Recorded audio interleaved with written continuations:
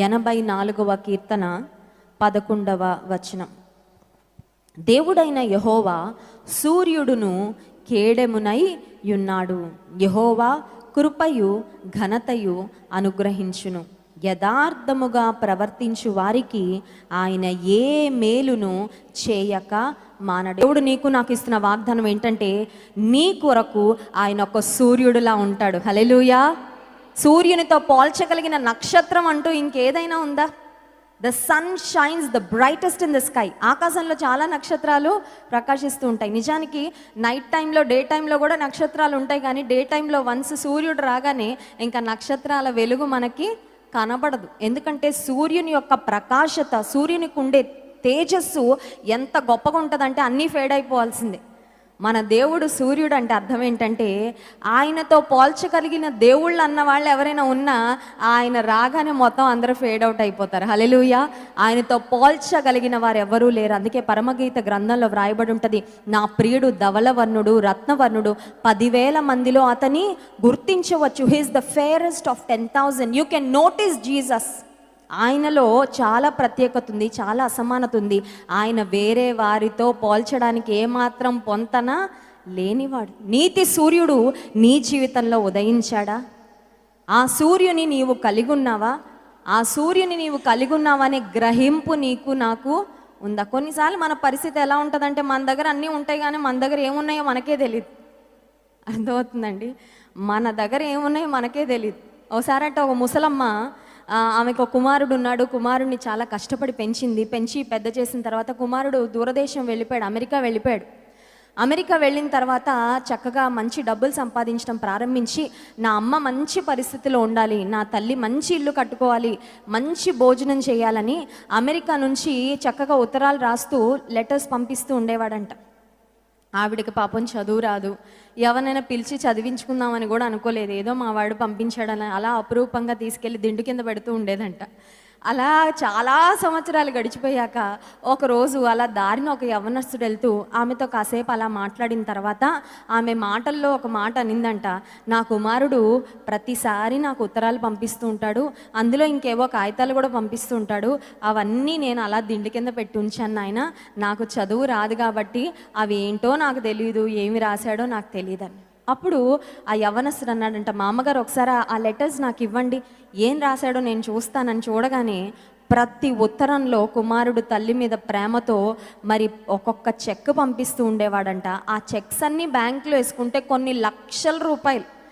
ఆవిడ అంత మరి బీదరికంలో బ్రతకాల్సిన అవసరం లేదు, దర్జాగా మహారాణిలాగా బోల్డ్ అంతమంది పనుల్ని పెట్టుకొని ఒక పెద్ద భవంతి కట్టించుకొని ఉండగలిగినంత ధనాన్ని కుమారుడు పంపించాడు. కానీ ఈవిడ జీవితకాలం అంతా బేదరాలుగానే బ్రతికేసింది. ఎందుకంటే ఆ కుమారుడు ఏం పంపించాడో ఈమెకు అర్థమో. ఈరోజు నేను ఏం చెప్పాలనుకుంటున్నానంటే, మనం కూడా ఆవిడలాగే ఉంటాం. ఆవిడని అనుకుంటున్నాం కదా, అయ్యో సో సాడ్, సో సారీ అనుకుంటున్నాం కదా, పాపం పిచ్చిది అనుకుంటున్నాం. మనం కూడా అలాగే ఉంటాం. సూర్యుడుగా ఉండే దేవుడు నీతో ఉన్నాడు, నీ పక్షంగా ఉన్నాడు, నీకు తెలుస్తుందా? అది ఎందుకు ప్రతి చిన్నదానికి కలవరపడిపోతావు? శక్తి లేనప్పుడు సూర్యునికి ఉన్న శక్తి ఎంత గొప్పదండి, సన్లైట్కి ఉన్న శక్తి ఎంత గొప్పది. సోలార్ ఎనర్జీ అంటారు. సూర్యుని నుండి వచ్చే సూర్య రశ్మితో పవర్ను జనరేట్ చేస్తూ ఉంటారు. ఈ రోజుల్లో సోలార్ ఎనర్జీని చాలామంది ట్యాప్ చేసి చక్కగా ఎలక్ట్రిసిటీని జనరేట్ చేసుకొని ఛార్జ్ చేసుకుంటూ, మరి ఇంటిని ఇళ్లలో కూడా కరెంట్ లేకుండానే సోలార్ ఎనర్జీతో ఫ్యాన్స్ రన్ చేసుకుంటున్నారు. చాలా ఎలక్ట్రికల్ అప్లయన్సెస్ పనిచేస్తున్నాయి. సూర్యునికి ఉన్న శక్తి మాటల్లో చెప్పలేనంత శక్తి, దాని ప్రభావం అంత గొప్పది. దేవుడు కూడా మనకి ఎలా ఉంటాడంట? సూర్యుడుగా ఉంటాడు. రెండవది మన కేడముగా ఉంటాడు. హల్లెలూయా. ఒకసారి కేడము బలహీనంగా ఉంటే ఎదుటివారు వేసే బుల్లెట్లు సడన్గా మనకు వచ్చి తగిలే ఛాన్స్ ఉంటుంది. కానీ దేవుడు మన కేడముగా ఉంటే ఇంకా ఏమన్నా మనకి ఛాన్స్ ఉందా? ఏమన్నా వచ్చి మనకి తగులుతుందా? చెప్పండి. దేవుడు మన కేడముగా ఉంటే ఆయన ప్రతి పరిస్థితి నుండి, ప్రతి అపాయము నుండి మనల్ని కాపాడుతూనే ఉంటాడు. హల్లెలూయా. ఇంకొక మాట చెప్పి నేను ముగిస్తాను. యెహోవా కృపయు ఘనతయు అనుగ్రహించును. యథార్థముగా ప్రవర్తించు వారికి ఆయన ఏ మేలును చేయక మానడు. యథార్థంగా బ్రతకడం కొరకు మనం ఆలోచన చేస్తే మనకు మేలు చేయకుండా ఆయన ఉండలేడంట. చూడండి, తల్లిదండ్రులు పిల్లల్ని ఏమంటారు? నేను ప్రేమించకుండా ఉండలేను. అవునా కదా? తల్లిదండ్రులకి పిల్లల మీద ఉండే ప్రేమ అలాగా ఉంటుంది. ఎవరినైనా మనం సంతోష పెట్టాలన్నప్పుడు వారికి ఏదో ఒకటి we keep doing something or the other. దేవుడు కూడా యథార్థముగా ఉండే వారి పక్షంగా ఆయన ఎప్పుడు చేతులు కట్టుకొని కూర్చోడంట. హల్లెలూయా. నీవు అనుకుంటున్నావేమో బహుశా ఇంకా ఎందుకు దేవుడు నా విషయంలో ఏమీ చేయట్లేదు, ఆయన చేతులు కట్టుకున్నట్లు అనిపిస్తుంది. ఆయన దగ్గర చాలా ఉన్నాయి. అలా ఇస్తే ఒక్కసారి గుప్పిలు విప్పితే చాలు, గుప్పిలి తెరిస్తే చాలు, నా అవసరతలన్నీ తీర్చబడతాయి. But why isn't God responding? Why isn't God moving? Why isn't he taking any action? ఆయన ఎందుకు ఏ కార్యం చేయట్లేదు, అడుగు ఎందుకు వేయట్లేదంటే దేవుని బిడ్డలంగా మనల్ని మనం ఒకసారి ప్రశ్నించుకోవాలి. యథార్థంగా నేను నడుచుకుంటున్నానా?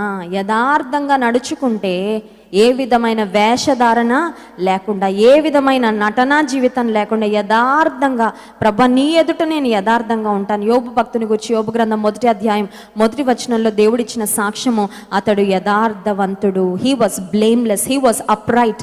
దేవుని దృష్టిలో యథార్థవంతుడుగా బ్రతికాడంట.